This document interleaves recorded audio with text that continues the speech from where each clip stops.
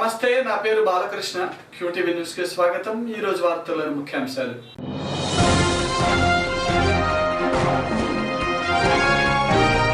సజావుగా నగరంలో జేఈఈ పరీక్షలు. 43 కేంద్రాల్లో 33,000 మంది విద్యార్థుల హాజరు.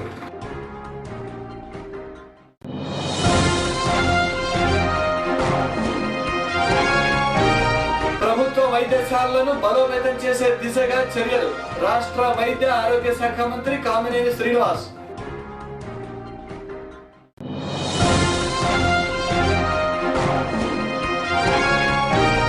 రాష్ట్రం గురించి మాట్లాడే నైతిక హక్కు కాంగ్రెస్ నాయకులకు లేదు. టీడీపీ జిల్లా అధ్యక్షుడు జీవీఎస్ఆర్ ఆంజనేయులు. జిల్లా యంత్రాంగం అన్ని రకాల ముందస్తు జాగ్రత్తలు తీసుకోవడంతో నేడు జేఈఈ పరీక్ష ప్రశాంత వాతావరణంలో ఎటువంటి ఇబ్బందులు లేకుండా సజావుగా జరిగింది. నగరంలో మొత్తం 43 కేంద్రాలలో 33,000 మంది విద్యార్థులు ఈ పరీక్షకు హాజరయ్యారు. పేపర్ 1 ఉదయం 9:30 నుంచి 12:30 వరకు, పేపర్ 2 మధ్యాహ్నం 2 గంటల నుండి 5 గంటల వరకు నిర్వహించారు. దేశంలో లక్షల మంది ఇంటర్మీడియట్ విద్యార్థులు లక్ష్యంగా పెట్టుకునే ఐఐటీలో ప్రవేశానికి నిర్వహించే జేఈఈ పరీక్ష నేడు నగరంలో సజావుగా జరిగింది. సుదూర ప్రాంతాల నుండి తరలివచ్చే విద్యార్థుల కోసం జిల్లా యంత్రాంగం పటిష్ట చర్యలు తీసుకుంది. అన్ని పరీక్షా కేంద్రాల్లో మౌలిక వస్తువుల ఏర్పాటుతో పాటు ప్రతి కేంద్రానికి బస్టాండు, రైల్వే స్టేషన్ నుండి బస్ సౌకర్యం ఏర్పాటు చేసింది. నగరంలోని ప్రధాన కూడలి వద్ద హెల్ప్ డెస్క్లను ఏర్పాటు చేసింది. ఆర్టీసీ అదనపు బస్సులను అన్ని సెంటర్ల వద్దకు నడిపేలా చర్యలు తీసుకుంది. ట్రాఫిక్ ఎటువంటి అంతరాయం ఏర్పడకుండా పోలీస్ శాఖ ప్రత్యేక చర్యలు తీసుకుంది.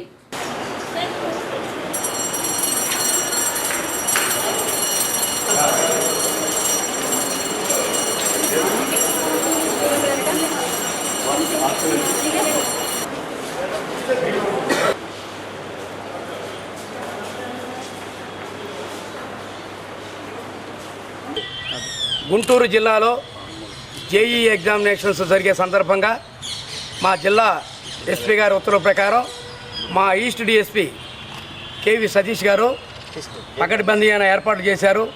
రైల్వే స్టేషన్ల దగ్గర కానీ లేదా బస్టాండ్ల వద్ద కానీ తదితర ప్రాంతాల్లో హెల్ప్ డెస్క్లు ఏర్పాటు చేసి వచ్చే స్టూడెంట్స్కి వాళ్ళ పేరెంట్స్కి కూడా సరైన సలహాలు ఇచ్చి అకామిడేషన్ గురించి, తర్వాత భోజన సదుపాయాల గురించి, వాళ్ళ సెంటర్ల గురించి కూడా తెలియజేయమని చెప్పని ఒక్కొక్క సెంటర్లో ఒక సిఏ గారిని, ఒక ఎస్ఐని, స్టాఫ్ను కూడా ఏర్పాటు చేయడం జరిగింది.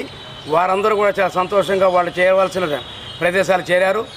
ఈరోజు ఈ యొక్క ఏసీ కాలేజ్ సెంటర్ దగ్గర మా యొక్క డిఎస్పి గారి ఆధ్వర్యంలో మా సిఏ గారు, మా ఎస్ఐ గారు కూడా మేమంతా కలిసి ట్రాఫిక్ కంట్రోల్ చేయటం కానీ, పిల్లలకి సరైన సజెషన్స్ ఇవ్వటం కానీ, వాళ్ళ లోపల పంపించే విధానం కానీ, ఎటువంటి పిల్లలకి వాళ్ళకి వెళ్ళేటప్పుడు వచ్చేటప్పుడు ఎటువంటి ఆటంకం కలగకుండా చక్కగా ట్రాఫిక్ కంట్రోల్ చేసి వాళ్ళు మళ్ళీ ఎగ్జామినేషన్ రాసిన తర్వాత వాళ్ళ గమ్యస్థానాలు చేరేంత వరకు కూడా మా యొక్క పోలీసు వారి సహాయ సహకారాలు ఉంటాయని చెప్పని తెలియజేస్తున్నాం. అలాగే మీడియా మిత్రులు కానీ లేకపోతే ప్రింట్ మీడియా వారు కానీ ఈ యొక్క హెల్ప్ డెస్కుల వద్ద పూర్తిగా సహకరించి వారు కూడా సజెషన్స్ ఇచ్చి ఈ కార్యక్రమంలో తోడ్పడినందుకు వాళ్ళందరూ కూడా మా ధన్యవాదాలు తెలియజేస్తూ ఉన్నాము. కాబట్టి తల్లిదండ్రులు తెలియజేసేది ఏంటంటే, మీరేం టెన్షన్ పడద్దు, పిల్లల్ని టెన్షన్ పెట్టద్దు, వాళ్ళు బాగా రాసుకొని వస్తారు. మేము మాత్రం చేసేది మీకు ఎటువంటి ఇబ్బంది కలగకుండా, ఎటువంటి మీకు అసౌకర్యం కలగకుండా అకామిడేషన్ కూడా ప్రొవైడ్ చేశాం. కాబట్టి మీరు ప్రశాంతంగా రెస్ట్ తీసుకోండి, పిల్లలు బాగా రానియండి, మేము వాళ్ళకి ఎటువంటి ఇబ్బంది కలగకుండా చేస్తామని చెప్పని మా జిల్లా ఎస్పీ గారి ఆదేశాల మేరకు మా ఈస్ట్ డిఎస్పీ సతీష్ గారు అంతా పర్యవేక్షణ జరుగుతుంది. కాబట్టి ఇవన్నీ కార్యక్రమాలు ఏర్పాటు చేసాం. మీడియా మిత్రులందరూ కూడా మా పోలీసు వారి తరఫున ధన్యవాదాలు తెలియజేసుకుంటాం. ప్రభుత్వ వైద్యశాలలను బలోపేతం చేసేలా ప్రభుత్వం ప్రత్యేక చర్యలు తీసుకుంటున్నదని రాష్ట్ర వైద్య ఆరోగ్య శాఖ మంత్రి కామినేని శ్రీనివాస్ తెలిపారు. నేడు ప్రభుత్వ ఆసుపత్రులందు కనెక్టింగ్ కారిడార్ శంకుస్థాపన కార్యక్రమానికి హాజరైన ఆయన మీడియాతో మాట్లాడారు. జిల్లాలో ప్రభుత్వ వైద్యశాలల బలోపేతానికి 50 కోట్ల రూపాయల నిధులను కేటాయించామన్నారు. మరో 2 నెలల్లో ఎయిమ్స్ ఏర్పాటుకు మార్గం సుగమం అవుతుందన్నారు. నేడు స్థానిక ప్రభుత్వ సమగ్ర వైద్యశాలలో 80 లక్షల నిధులతో నూతనంగా నిర్మించిన హాస్పిటల్ వరకు కారిడార్ను నిర్మించేందుకు శంకుస్థాపన చేశారు. కార్యక్రమంలో వైద్య ఆరోగ్య శాఖ మంత్రి కామినేని శ్రీనివాస్ హాజరయ్యారు. ఈ సందర్భంగా ఆయన మాట్లాడుతూ ప్రభుత్వ వైద్యశాలల్లో సిబ్బంది కొరత, అపరిష్కృతంగా ఉన్న సమస్యల పరిష్కారానికి ప్రభుత్వం చర్యలు చేపట్టిందని అన్నారు. కార్యక్రమానికి హాజరైన మరో మంత్రి ప్రతిపాటి పుల్లారావు మాట్లాడుతూ ఈ నెల 6వ తేదీన ముఖ్యమంత్రి చంద్రబాబు నాయుడు, కేంద్ర మంత్రి నిర్మలా సీతారామన్ ఎడ్లపాడు మండలంలో సుగంధ ద్రవ్యాల పార్కును ప్రారంభించనున్నారని తెలిపారు. పీపీపీ మోడల్లో కార్డియోథొరాసిక్ సర్జరీలు మొదలుపెట్టారు. 3 సర్జరీలు చేశారు. ఇవాళ కార్డియాక్ డిపార్ట్మెంట్ కూడా స్ట్రెంగ్తన్ చేయాలి. దానికి కావాల్సిన చర్యలు తీసుకుంటాం. మన గౌరవ ముఖ్యమంత్రి చంద్రబాబు నాయుడు గారు మీరు ఢిల్లీకి వెళ్ళి అందరినీ నిధులు తీసుకురావాలని కోరిన లేదా మేము ఢిల్లీకి వెళ్ళాం, అందరం వెళ్ళి ఎవరి డిపార్ట్మెంట్లో వాళ్ళ నిధులు తీసుకుని దాంట్లో భాగంగానే మేము ఢిల్లీకి వెళ్ళి నాబార్డ్ నుంచి మనకి 340 కోట్లు, అలాగే మనం ఎన్టీఆర్ వైద్య సేవలో రివాల్వింగ్ ఫండ్లో ఉన్నాయి, అంటే డబ్బులు ఎక్కడున్నా ఎత్తుకుతున్నాం మారుమూల అన్నీ 60 కోట్లు ఉంటే ఈ 400 కోట్లు దాంట్లో దాదాపు గుంటూరు జిల్లాకి ఒక 50 కోట్లు ఇచ్చాం. ఇది ప్రత్యేకంగా ఎందుకు ఇస్తున్నామంటే కొన్ని హాస్పిటల్స్ బిల్డింగ్లు పాడైపోతే బిల్డింగ్లు రిపేర్కి, కొత్త బిల్డింగ్లు కడటానికి, అలాగే ప్రతి హాస్పిటల్కి ఒట్టి హాస్పిటల్ బిల్డింగ్ కాదు, ప్రతి హాస్పిటల్ కంపల్సరీగా ఎక్విప్మెంట్కి ఒక 40 నుంచి 50 లక్షలు పెడతా చేస్తున్నాం. అలాగే ఇందులో హాస్పిటల్ స్ట్రెంగ్తనింగ్ అని ఆరోగ్య సేవలో ఉందంటూ ఈ హాస్పిటల్కి 3,27 లక్షలు ఇచ్చాం. అలాగే మెడికల్ కాలేజీ ఒక 70 లక్షలు ఇచ్చాం. దాంతోపాటు ఈ కారిడార్ పాత హాస్పిటల్ కొత్త హాస్పిటల్కి చాలా ఇబ్బందిగా ఉంది. ఎండైనా వర్షమైనా సంబంధం లేకుండా వేరు బిల్డింగ్లుగా ఉన్నాయి. కానీ పొదిలి బిల్డింగ్కి పాత హాస్పిటల్కి కారిడార్ కోసం ఒక 80 లక్షలు ఇచ్చాం. ఇవన్నీ ఇవాళ నిజంగా ప్రభుత్వ ఆసుపత్రిలో పేదవాళ్ళు మాత్రమే వస్తున్నారు. గౌరవనీయురాలు నిర్మలా సీతారామన్ గారు 6వ తేదీ ఉదయం 10 గంటలకు సుగంధ ద్రవ్యాల పార్కు ఎడ్లపాడు మండలంలో నిర్మలా సీతారామన్ గారు కేంద్ర మంత్రివర్యులు, రాష్ట్ర ముఖ్యమంత్రి వర్యులు చంద్రబాబు నాయుడు గారి యొక్క ఇద్దరి అమృత హస్తాలతోటి స్పైసెస్ పార్క్ సుగంధ ద్రవ్యాల పార్కును ప్రారంభోత్సవం చేయటం జరుగుతూ ఉంది. దాంట్లో 38 ఫ్లాట్స్ అంటే 38 రకాలకు సంబంధించినటువంటి కంపెనీలు అక్కడ ల్యాండ్ మార్క్ అయ్యేటువంటి వెసులుబాటుకు కావాల్సినటువంటి మౌలిక సదుపాయాలన్నిటినీ కూడా పూర్తి చేయటం జరిగింది 23 కోట్ల రూపాయలతోటి. ఇటువంటి అవకాశం, దాని ప్రయోజనం రైతుకు ఎక్కువ గిట్టుబాటు ధర వచ్చేటువంటి దానికి అవకాశం ఉంటుంది. కనుక రేపు 6వ తేదీ నుంచి ఈ యొక్క ఫంక్షనింగ్ అంతా కూడా ప్రారంభోత్సవం చేయటం 124 ఎకరాల్లో రోడ్లు, డ్రైన్స్ అన్నిటికి బాను 80 ఎకరాల్లో ఈ సుగంధ ద్రవ్యాల పార్కులో ఈ యొక్క 2 రకాలు చిల్లీస్ కానీ టర్మరిక్ కానీ. తెనాలి శాసనసభ్యులు ఆలపాటి రాజా జన్మదిన వేడుకలను స్థానిక అరండలపేటలోని టీడీపీ కార్యాలయంలో ఘనంగా నిర్వహించారు. రాష్ట్ర మంత్రి పత్రిపాటి పుల్లారావు, జిల్లా అధ్యక్షుడు ఆంజనేయులు, శాసనసభ్యులు నక్క ఆనందబాబు, పార్టీ నాయకులు, కార్యకర్తలు ఈ సందర్భంగా ఆయనకు శుభాకాంక్షలు తెలిపారు. అనంతరం వారు మీడియాతో మాట్లాడారు. ఈ సందర్భంగా శాసనసభ్యులు జీవీఎస్ఆర్ ఆంజనేయులు, ఆలపాటి రాజాలు మీడియాతో మాట్లాడుతూ 10 సంవత్సరాల పాటు జలయజ్ఞం పేరుతో రాష్ట్రాన్ని, దేశాన్ని దోచుకొని కేవలం తమ స్వార్థం కోసం రాష్ట్రాన్ని ముక్కలు చేసిన కాంగ్రెస్ నాయకులకు రాష్ట్రం గురించి మాట్లాడే నైతిక హక్కు లేదన్నారు. విభజన చట్టంలో ప్రత్యేక హోదా కల్పించే విషయాన్ని చేర్చకుండా మోసం చేశారన్నారు. నేడు రాష్ట్ర అభివృద్ధి కోసం ఆందోళన చేస్తామని చెప్పడం హాస్యాస్పదమన్నారు. కాంగ్రెస్ ను ప్రజలు నమ్మే స్థితిలో లేరని వారన్నారు. ఈ రాష్ట్ర విభజన జరగటానికి కారణం కాంగ్రెస్. తల్లి కాంగ్రెస్, పిల్ల కాంగ్రెస్. కాంగ్రెస్ పార్టీ, వైఎస్ఆర్ పార్టీ 2 కుట్రలో భాగమై ఈ రాష్ట్రానికి తీరని అన్యాయం చేశారు. పార్లమెంట్లో బిల్లు పెట్టారు విభజన జరగాలని. విభజనలో ఉన్నటువంటి ఇంట్రెస్ట్ కనీసం రాష్ట్ర రాజధాని ఎక్కడో నిర్ణయించలేదు. తెలుగువారిని అనాథలుగా మిగిల్చి కనీసం ఒక రాజధాని ప్రకటించకుండా మీరు ప్రాంతాల వారిగా తన్నుకు సావమని, అదేవిధంగా బడ్జెట్, రాజధాని అభివృద్ధికి బడ్జెట్ కేటాయించకుండా, అదేవిధంగా ప్రత్యేక ప్రాతిపదిక ఇస్తామని చెప్పి మాటల్లో చెప్పి పార్లమెంటు చట్టంలో పెట్టకపోవడంలో పెద్ద కుట్ర జరిగింది.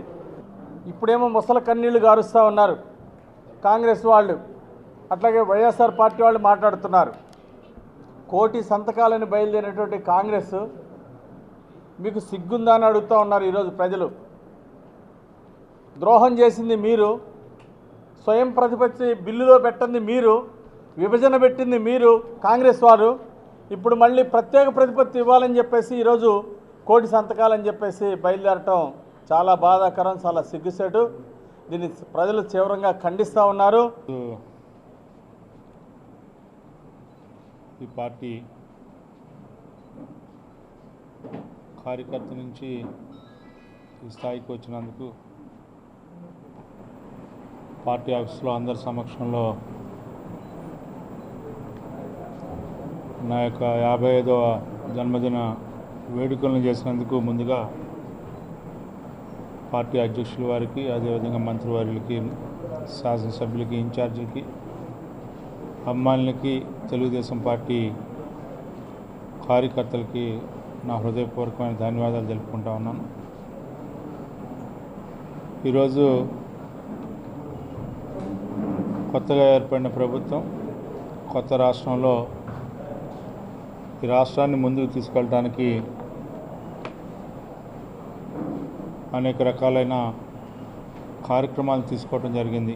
ప్రయత్నం చేస్తుంది ఈ ప్రభుత్వం. ఆ ప్రభుత్వానికి ఏ రకంగా చేయూతనివ్వాలి, అవసరమైతే కేంద్రంతో నిధులు తీసుకురావడానికి ప్రయత్నించాలని చెప్పి ఆలోచన లేకుండా ఇవాళ పట్టెసీమ, ఇవాళ నదుల అనుసంధానం చేయాలని చెప్పి జాతీయ జల విధానాన్ని గతం నుంచి మనం ఆలోచన చేస్తూ ఉంటుంటే, గతంలో ఉన్న ప్రధానమంత్రులు కూడా దీని గురించి ఆలోచిస్తే, ఆహార చట్టబద్ధత గురించి ఆలోచిస్తూ ఉంటుంటే, గతంలో కూడా ఇవాళ ఈ రెండింటికి ప్రాథమికంగా ఈ రాష్ట్రం ముందు ఉండేలాగా ఈ రాష్ట్ర ప్రభుత్వాధినేత నారా చంద్రబాబు నాయుడు గారు ఆలోచిస్తూ ఉంటుంటే, ఇవాళ పట్టిసీమను వద్దని చెప్పి నువ్వు కేంద్ర ప్రభుత్వానికి రిప్రజెంటేషన్ ఇస్తా ఉన్నా అంటే నీకు వ్యవసాయం పట్ల కానీ, లేకపోతే సాగునీరు పట్ల కానీ, తాగునీరు పట్ల కానీ, అసలు నీటి విధానం పట్ల కానీ, నదుల అనుసంధానం పట్ల కానీ అవగాహన ఉందా అని చెప్పి ఈ సందర్భంగా ప్రశ్నిస్తా ఉన్నా. ప్రభుత్వ జూనియర్ కళాశాలల్లో ప్రిన్సిపాల్స్ గా వొకేషనల్ జూనియర్ అధ్యాపకులకు పదోన్నతి కల్పించడాన్ని వ్యతిరేకిస్తూ ప్రభుత్వ అధ్యాపకుల సంఘం ఆధ్వర్యంలో నేడు ఇంటర్ విద్య రీజనల్ డైరెక్టర్ కార్యాలయం వద్ద ధర్నా నిర్వహించారు. జూనియర్ లెక్చరర్స్ ప్రమోషన్స్ కోర్టులో ఉండగా వొకేషనల్ కాలేజీ అధ్యాపకులకు పదోన్నతులను కల్పించడం సరికాదని వారు అభిప్రాయం వ్యక్తం చేశారు. ఈ సందర్భంగా అధ్యాపకులు మీడియాతో మాట్లాడారు. బదిలీలు నిర్వహించిన అనంతరం పదోన్నతులు కల్పించాల్సి ఉండగా ప్రభుత్వం హడావుడిగా నిర్ణయం తీసుకోవాల్సిన అవసరం ఏముందని ప్రశ్నించారు. వొకేషనల్ అధ్యాపకులకు జనరల్ కళాశాలల్లో పదోన్నతి కల్పించడాన్ని తాము వ్యతిరేకిస్తున్నామన్నారు. ప్రాంతీయ అసమానతలను రెచ్చగొట్టే విధంగా కల్పించిన ఈ పదోన్నతులను వెంటనే నిలిపివేయాలని వారు కోరారు. ఈరోజు వొకేషనల్ లెక్చర్ని ఇంక్లూడ్ చేసి ప్రమోషన్లు ఇవ్వటాన్ని నిరసిస్తూ మేము ఆర్జేడీ కార్యాలయం వద్ద మా అధ్యాపక మిత్రులందరం కలిసి ధర్నా చేయడం ప్రారంభించాము. దీనికి కాను మొట్టమొదటిగా 63 జీవో కోర్టులో ఉండగా జోన్ 4కి ప్రమోషన్లు ఇవ్వకుండా జోన్ 1, 2, 3కే ప్రమోషన్లు ఇవ్వటాన్ని మేము తీవ్రంగా వ్యతిరేకిస్తున్నాము. ఇది ప్రాంతీయ అసమానతలను రెచ్చగొడుతుంది. ఒక ప్రాంతంలో ఇవ్వకుండా ఒక ప్రాంతంలో ఇస్తే అక్కడ అధ్యాపకులకు సీనియారిటీ నష్టపోతారు. కాబట్టి దీన్ని మేము తీవ్రంగా వ్యతిరేకిస్తున్నాము. రెండవది, ప్రమోషన్లు ట్రాన్స్ఫర్లకు ముందు నెక్స్ట్ మంత్లో ట్రాన్స్ఫర్లు జరగబోవటం ఉన్నందువలన ఇప్పుడు ఇవ్వటాన్ని మేము తీవ్రంగా వ్యతిరేకిస్తున్నాం.